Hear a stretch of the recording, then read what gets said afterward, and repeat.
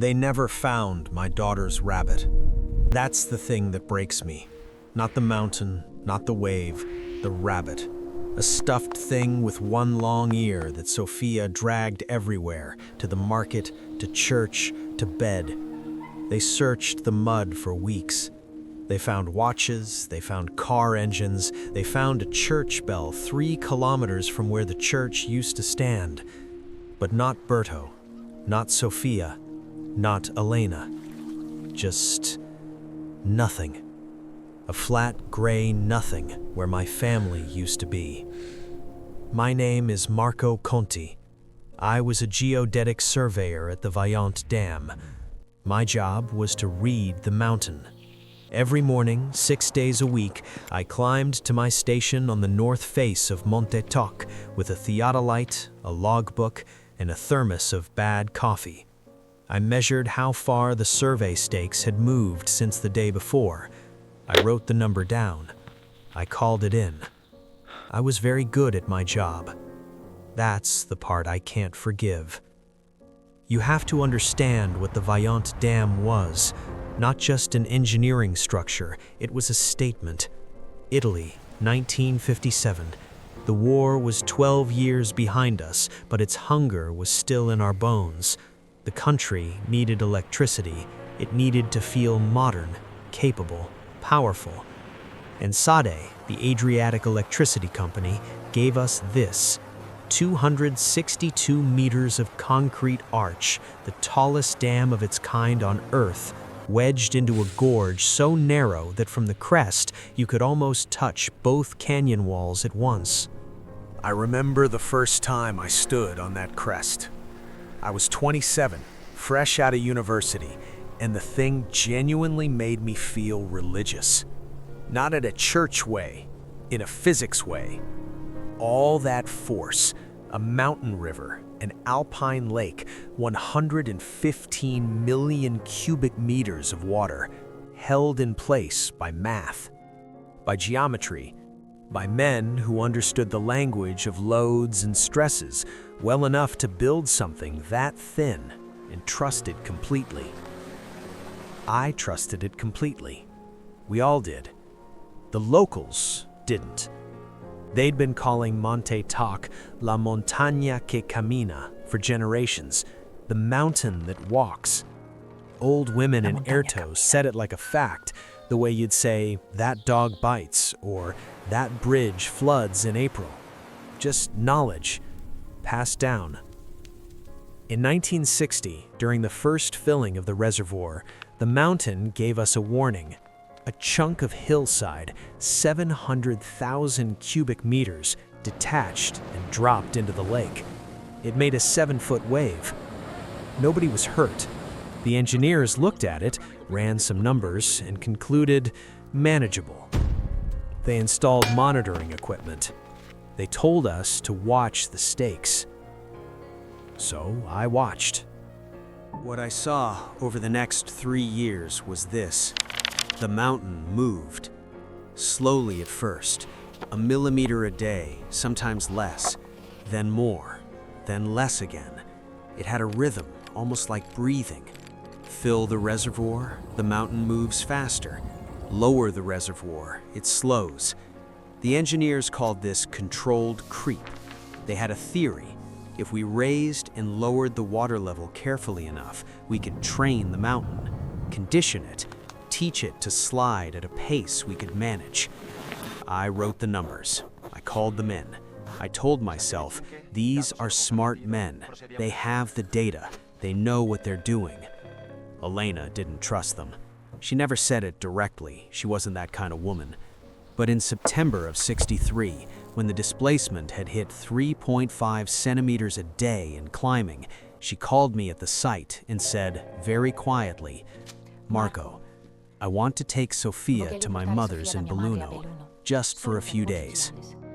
I said, "Elena, I'm here. I see the numbers every day. The engineers say it's manageable. Stay. I'll be home by the weekend." She said, "Okay." Just like that. Okay. Because she trusted me. She trusted the man with the numbers over the woman with the feeling. God help me. She trusted me. By October 1st, the displacement was 8 centimeters a day. October 4th, 20 centimeters. I remember standing at my station on the slope, looking at the stake and doing the calculation in my head. At this rate, I stopped doing the calculation. I wrote the number. I called it in. A voice on the other end said, "Noted, Conti. Maintain monitoring." Maintain monitoring. October 7th. A geologist named Mueller, who'd been studying the slope, walked off the site without saying goodbye. I found out later he'd sent a letter to the SADE directors. The letter said, and I'm paraphrasing but not by much, "The situation is no longer manageable, and the valley should be evacuated immediately." The directors did not evacuate the valley. They lowered the reservoir level slightly and told the local mayors, "Maybe a little water over the dam tonight. Nothing to be alarmed about." Nothing to be alarmed about. October 8th. I called Elena. Not about work, I just wanted to hear her voice. Sophia got on the phone and told me at length about a cat she'd seen that afternoon, a gray one, near the tabaceria. She said the cat had looked at her like it knew something. I laughed. I told her I'd be home Sunday. She made me promise. I promised. October 9th, morning. I climbed to my station for the last time. The theodolite, the logbook, the thermos. When I read the stake, I wrote the number down and stared at it for a long moment before calling it in. Plus 21 centimeters. I'd run out of black ink. I wrote it in red. That night, 60 of us stood on the dam crest. Engineers, technicians, surveyors. Someone had set up cameras. Someone was timing intervals. We knew something was coming. We'd known for weeks, but the operating theory was still manageable. A slide, yes. A wave, yes. But the dam would hold. The dam would hold. The math said so. I stood at the railing on the upstream side, binoculars up, looking at Monte Toc across the black water. No moon. October overcast pressing down on the peaks. The reservoir was dark and completely still. The kind of still that isn't peaceful. The kind that means everything is already decided. The generator hummed. The floodlight threw its yellow cone across the crest. Somewhere behind me, a man was smoking. I could smell it. I thought about Sophia's cat, the gray one that knew something. Then, at 22:39, the mountain stopped thinking about it. It didn't slide. That's the wrong word. It fell. The entire north face of Monte Toc, 260 million cubic meters of limestone and clay, a mass twice the volume of the water behind the dam, detached from the mountain in one piece and dropped. 45 seconds. It hit the reservoir at 110 kilometers per hour. The sound was not a sound, it was a physical fact. A pressure wave hit us on the crest before the water did, the air compressed by the impact, blasting up the canyon walls. The man smoking behind me, his cigarette was gone. His jacket was gone. I grabbed the railing with both hands and felt the concrete shudder beneath my boots like a living thing dying. Then I looked up. The water was not a wave.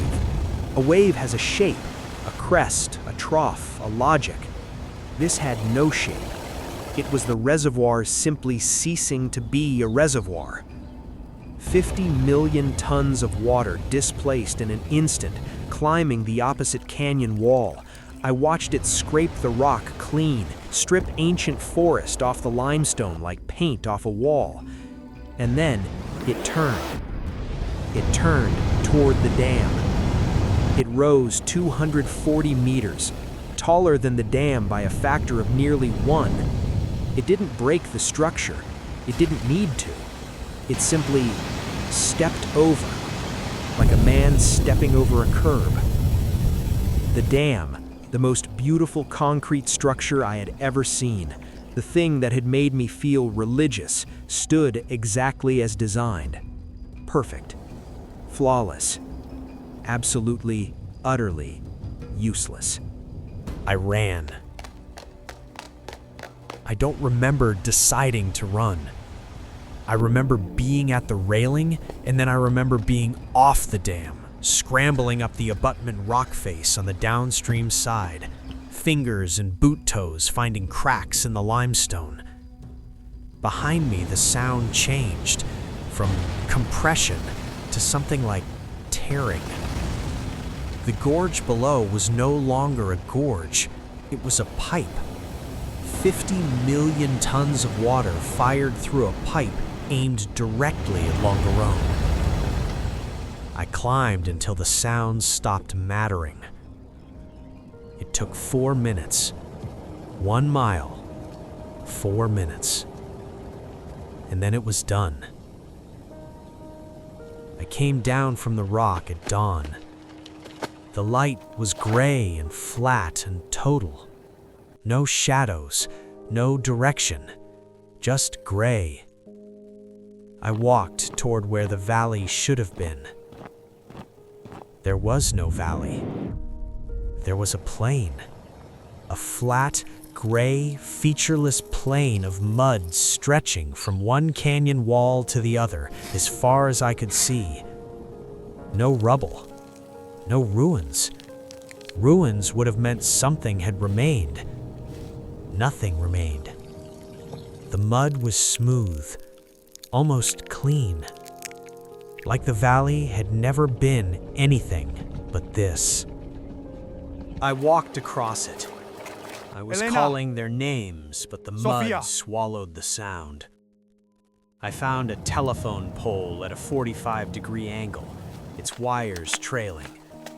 I found a section of iron railing from the bridge over the Piave.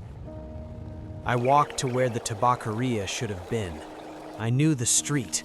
I knew every stone of it. And I stood on empty gray mud, and I could not understand what I was seeing. A man from the rescue team found me standing there. He said something. I didn't hear it. I looked down at my feet and realized I was still holding the logbook. Green cardboard cover, government issue. Last entry, plus 21 centimeters, in red ink. I still have it. I've never opened it again, but I can't throw it away either, because throwing it away would mean I had decided something, and I haven't decided anything. I just keep it in a drawer and try not to think about what it means that I wrote that number in red, and then went back to the site and stood on the dam and watched and waited for the manageable catastrophe. The dam still stands. Go and see it if you want. Take the road north from Longarone, the new Longarone, the one they built after, the clean concrete buildings with no memory in them, and drive up the gorge, and there it is, the arch, the concrete. Perfect, not a crack. They never drained it. There's still rock behind it, 260 million cubic meters of Monte Toc, filling the reservoir like a gravestone. The dam holds back a mountain now instead of a lake. It will hold it forever, probably. The engineering was flawless. That's the thing about the Vajont that I need you to understand. This was not a failure. The dam did not fail. The concrete did not crack. The math was correct. Every bolt, every calculation, every stress test, correct. They built an indestructible shield, and then they built it in front of a mountain that was already falling, and they knew it was falling, and they calculated that the fall would be manageable, and they were wrong by 200 meters and 2,000 lives. The blueprint did not decay in the concrete. It decayed in a room somewhere, in a meeting, in a phone call, in the voice that told Elena it was nothing to be alarmed about. It decayed the moment someone decided that the numbers were less important than the schedule. I wrote the numbers. I called them in. I did my job perfectly. My daughter's name was Sophia. She was 4 years old. She had a stuffed rabbit with one long ear. The mountain walked. Nobody listened.